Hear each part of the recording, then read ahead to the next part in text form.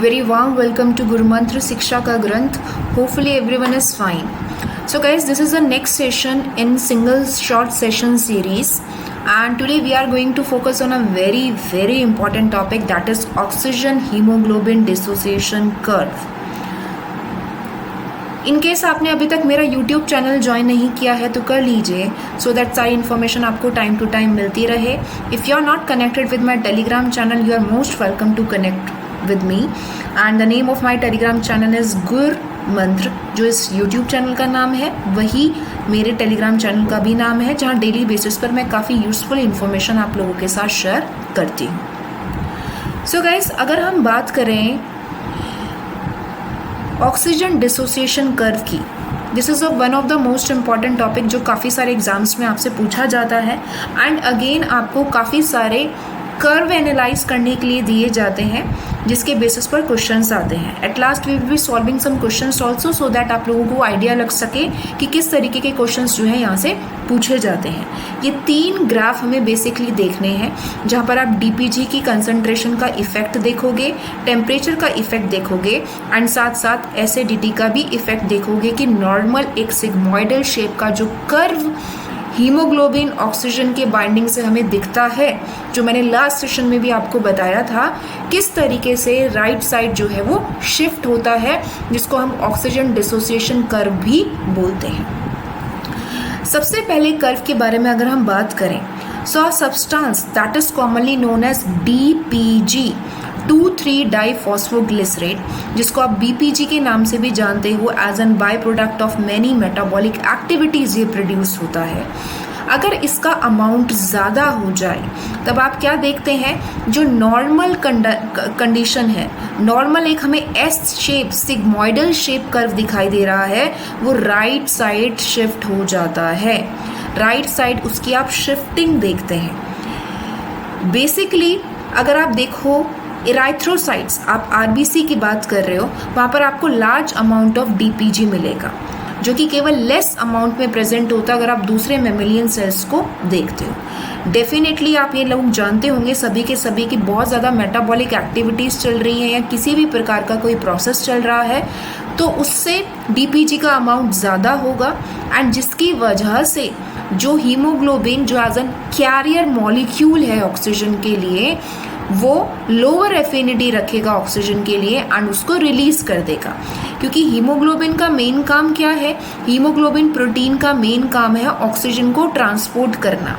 लेकिन अगर वो ऑक्सीजन के साथ बाइंडेड फॉर्म में ही रहता है, उसको रिलीज ही नहीं करता, तो बॉडी के किसी सेल टिश्यू को ऑक्सीजन नहीं मिलेगी. ऑक्सीजन नहीं मिलेगी तो अगेन आप देखोगे मेटाबॉलिक एक्टिविटीज रुकेंगी, एनर्जी का प्रोडक्शन नहीं होगा.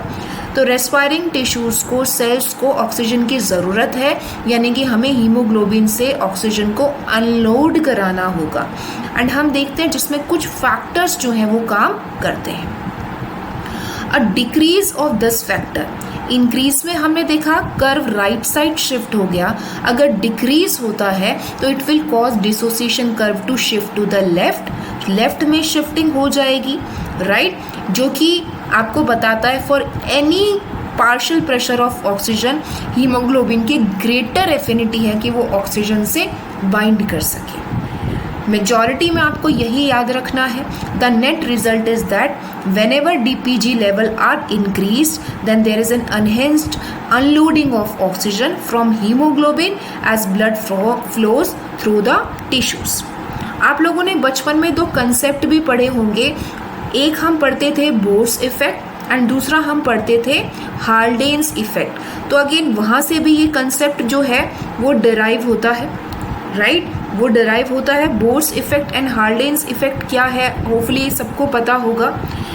हाल्डेन इफेक्ट की अगर आप बात करते हैं तो वो बताता है कि कैसे ऑक्सीजन की कंसंट्रेशन, ऑक्सीजन का प्रेशर हीमोग्लोबिन की एफिनिटी को कार्बन डाइऑक्साइड के लिए शो करता है. अगर हाई ऑक्सीजन की कंसंट्रेशन है तो आप देखोगे कार्बन डाइऑक्साइड हट जाएगा, ऑक्सीजन बाइंड हो जाएगा, जैसे कि हम लंग्स में देखते हैं. लेकिन अगर आप रेस्पायरिंग टिश्यूज में देखोगे, जहाँ पर रेस्पिरेशन हो रहा है, मेटाबॉलिक एक्टिविटीज़ हो रही हैं, CO2 प्रोड्यूस हो रहा है, तो CO2 हीमोग्लोबिन के साथ बाइंड करेगा, ऑक्सीजन बाइंड नहीं करेगा।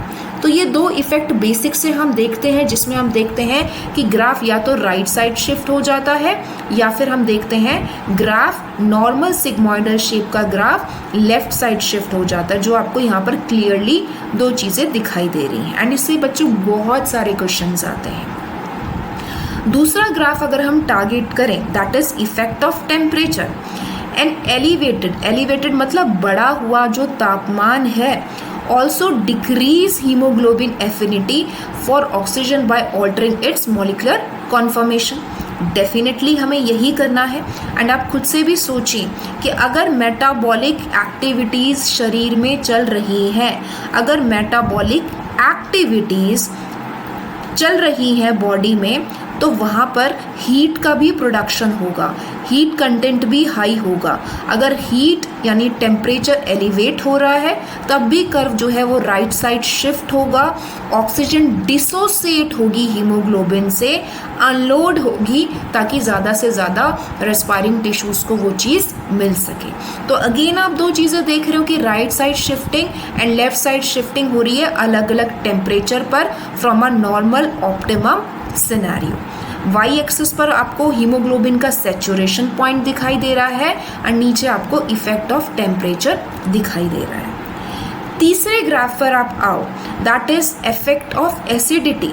अगर एसिडिटी बढ़ रही है मतलब क्या, पीएच डिक्रीज हो रहा है, क्योंकि पीएच डिक्रीज आप देखते हो तो वहाँ पर आप देखते हो H+ आयन का कंसंट्रेशन ज़्यादा होता है, मतलब पीएच इज डिक्रीजिंग और you can say acidity increase हो रही है। अगर हाई एसिडिटी है तब भी आप देखोगे हाई एसिडिटी है, पीएच कम है, हाइड्रोजन आयंस ज़्यादा है, कुछ भी बोलो तीनों बातें एक जैसी हैं, तब भी आप देखोगे जो स्टैंडर्ड सिग्मोइडल शेप कर्व हमें हीमोग्लोबिन का ऑक्सीजन के साथ मिलता है वो राइट साइड शिफ्ट हो जाएगा। अगर एसिडिटी लो होती है तब आप देखते हैं कि वो लेफ्ट साइड शिफ्ट हो जाएगा। कुल मिलाकर आपको ये चीज़ें याद रखनी है हीमोग्लोबिन ऑक्सीजन डिसोसिएशन कर्व में। अगर CO2 इंक्रीज हो रहा है बिकॉज मेटाबॉलिक एक्टिविटीज हो रही हैं तो CO2 का कंसंट्रेशन भी बढ़ेगा as an by product. Hydrogen ion increase हो रहे हैं, हाइड्रोजन आयन इंक्रीज होने का मतलब एसिडिटी का इंक्रीज होना, पीएच का कम होना। डाइफॉस्फोग्लिसरेट बन रहा है एज एन बाय प्रोडक्ट, क्योंकि अगेन डाइफॉस्फेट ग्लिसरेट का आप ये भी इफेक्ट पढ़ते हो कि हीमोग्लोबिन को आप दो स्टेट में देखते हो, अगर आपने बेसिक क्लासेस में भी पढ़ा हो। एक होता है हमारा रिलैक्स स्टेट एंड एक हमारा होता है टेंस स्टेट। जो टेंस स्टेट होता है उसमें हीमोग्लोबिन के बीच में DPG जो है आकर बाइंड हो जाता है, जिसकी वजह से हीमोग्लोबिन की एंड ऑक्सीजन की लेस एफिनिटी होती है, वो ज़्यादा एफिनिटी के साथ ज़्यादा एक आपस में जो है एफाइन नहीं होते। एंड रिलैक्स स्टेट में जहाँ पर कोई DPG नहीं है, एकदम रिलैक्स स्टेज है, आप देखते हो हीमोग्लोबिन की एंड ऑक्सीजन की हाई एफिनिटी है। अगर हाई एफिनिटी होगी तो हीमोग्लोबिन छोड़ेगा नहीं ऑक्सीजन को छोड़ेगा नहीं तो बॉडी को ऑक्सीजन कैसे मिलेगी।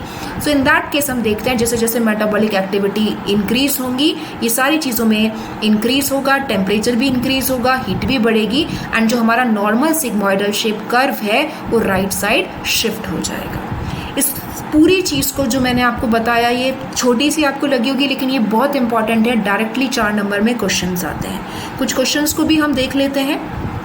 देखिए एवरीवन, ये CSIR का ही क्वेश्चन है सेक्शन C का।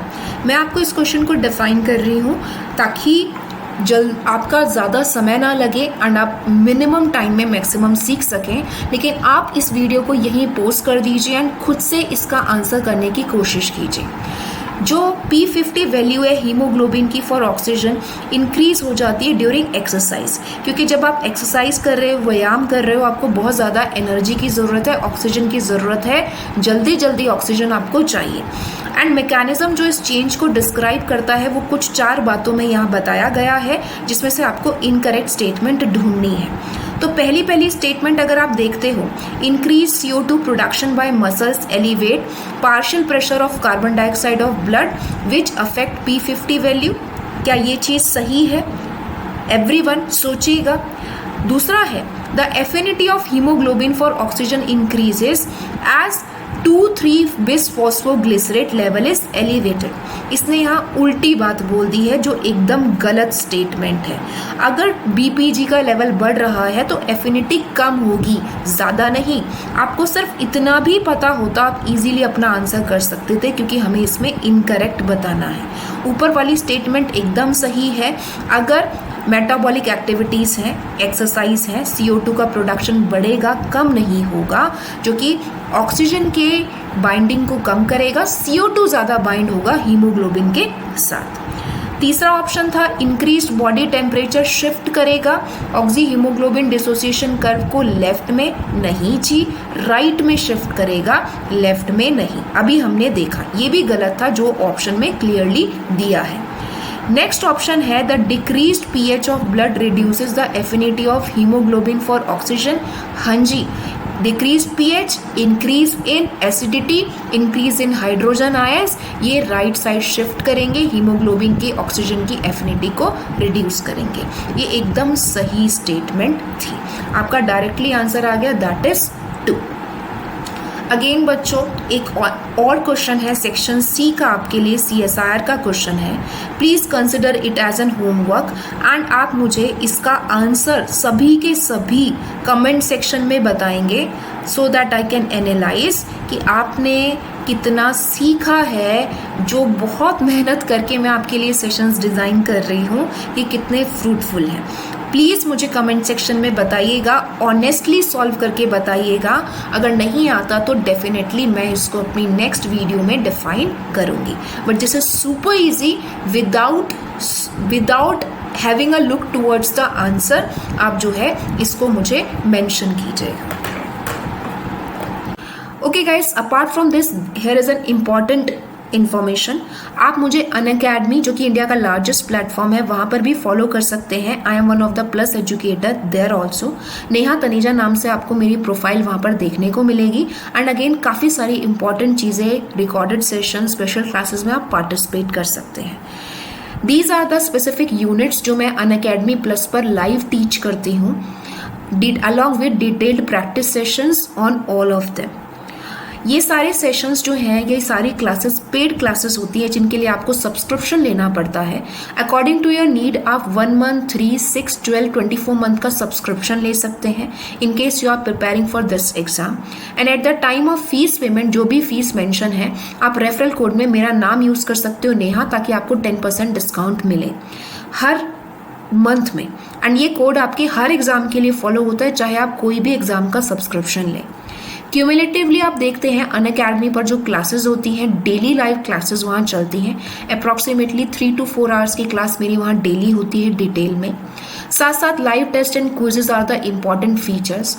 स्ट्रक्चर्ड कोर्सेज आपके सामने प्रेजेंट किए जाते हैं, मैक्सिमम से मैक्सिमम कवर कराया जाता है मिनिमम टाइम में। एंड आपको सारे एजुकेटर्स की क्लास अपार्ट फ्रॉम मी वहाँ पर अनलिमिटेड एक्सेस के साथ मिल जाती है। अगर कोई भी स्टूडेंट ज्वाइन करना चाहता है या ज़्यादा इन्फॉर्मेशन चाहता है तो वो मुझे मेरे टेलीग्राम पर दिए हुए नंबर पर कॉन्टैक्ट कर सकता है, या tanejaneha@gmail.com पर भी मैसेज कर सकता है। सो गाइज, होपफुली आपको सेशन अच्छा लगा होगा। डेफिनेटली सेशन की लेंथ हम ज़्यादा नहीं रखेंगे, क्योंकि मेन इस टाइम नीड है मिनिमम से मिनिमम टाइम में मैक्सिमम खींचना। होपफुली ये पूरी सीरीज आपके लिए बहुत हेल्पफुल रहेगी एंड मैक्सिमम क्वेश्चंस आप पाएंगे कि इसी सीरीज में डिस्कस किए हुए टॉपिक्स से आपको मिलेंगे आपके अलग अलग एग्जाम्स में। प्लीज़ लाइक कीजिए इफ़ यू फील सो, अपने फ्रेंड्स के साथ शेयर कीजिए एंड टेलीग्राम ग्रुप गुरुमंत्र ज़रूर ज्वाइन कीजिए। मिलते हैं नेक्स्ट सेशन में। Till then, thank you so much. See you soon. Take very good care of yourself. Keep working hard.